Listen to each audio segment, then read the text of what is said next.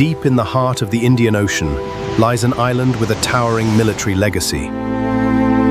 Welcome to the storied history of RAF Gann. Hello, I'm Keith Cassius Clay. I was a chef here in 1967 to 1968, and I reappeared again in 1971, 1972. I joined the Royal Air Force in 1965 and was posted here in December of 1967. I worked in the Airman's Mess kitchen for 12 months, which was the length of the tour. A lot of things happened during that time, and we were feeding over 600 people per day per meal. It wasn't easy in these temperatures. My main job regularly was to cook omelettes on the end of the servery, approximately 120 omelettes a day for lunch. And we had a 3-shift system, mornings, afternoons and nights. Nothing really, my main hobby here when I wasn't working, because there were 8 to 10 hour shifts, I was senior controller at Radio Gann, controlling the programs going out transmitted through the atoll. The main incident I remember is outside the front doors is a traffic island, and the fire engines used to bring the crew from the airfield and drop them off on the main door. This particular occasion, the chap driving the Corporal Jones, the driver of the fire engine, accelerated round the roundabout and took out the 2 bunks and a 4-man room at the end of the block across the road from the entrance to the mess. I enjoyed my tour the first time. The second tour, 1971-72, I remember very well because I was part of the team that fed the Queen when she came to the island, and I was also a radio controller at Radio Gann again, and I was introduced to the Queen while she opened the new studio. On my return in 2010 for the reunion, initially, I went to find Radio Gann. It's now gone. The building itself no longer exists, but the hardcore stands next to the airfield tower, the air control tower.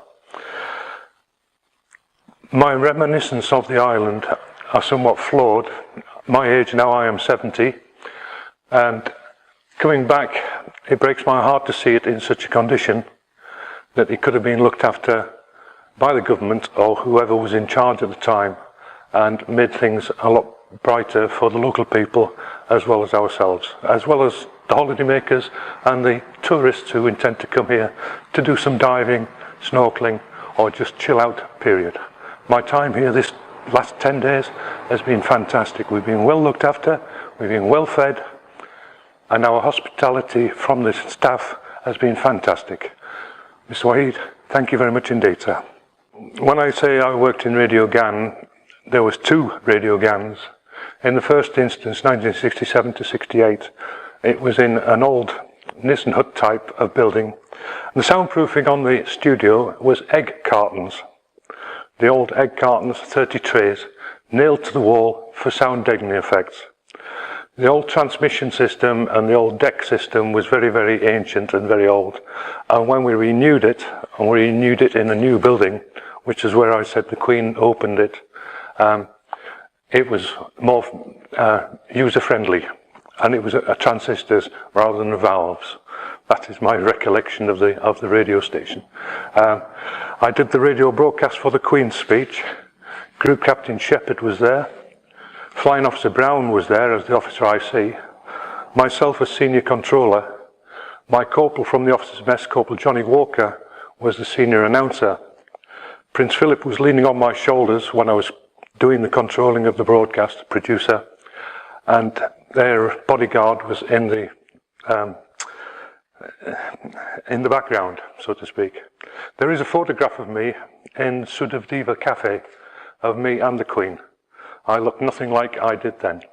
But the programs were produced normally from 4 o'clock in the morning till approximately midnight, were done by various different people. We had the Ceylonese program for half an hour a week. We had a Pakistani program for half an hour a week. Invariably, I got lumbered with doing the broadcasting. which was very strange because I understand neither of the languages. So when they're talking, they had to drop their fingers to say, play the record. And also, I seemed to get nobbled by the vicar to do the half-hour religious programme on the radio broadcasting. Now, 2 incidents that I remember from Radio Gan. One of them, we got a postcard from Norway to say that we'd been received by a ham radio. Norway from here is quite a considerable distance for a 1 kilowatt transmitter. The other one was we got the similar sort of card from a ham in Japan, which again is quite some distance away from here. So it must have been frequency, an oddity in the frequency. But that's my memory of Radio Gan. It's something to sleep on. Hi. We stood by the side of the front entrance of the Airman's Mess as it was back in 1967, 68, 71, 72. As you can see, it is a double door entrance, and the windows to this side are for the cloakroom, where everybody, when they were issued with monsoon capes for the rainy season, they always hang them in this side. The other side of the door was the toilets facility. It seems as though part of the roof has been removed. You can see the white post where it used to extend to. Okay, so that quite a few people could actually stand out of the rain in the rainy season. Across the road from the front entrance is the fireman's block that I told you about earlier, where the fire engine went through the end of the building and embedded itself into the first 4-man room. Luckily, the people had just come out of the room to come to the meal for lunch. Everybody, of course, when they heard the big bang, came running out, applauding the driver for his mistake, because that's what we did. We didn't say sorry, we applauded them.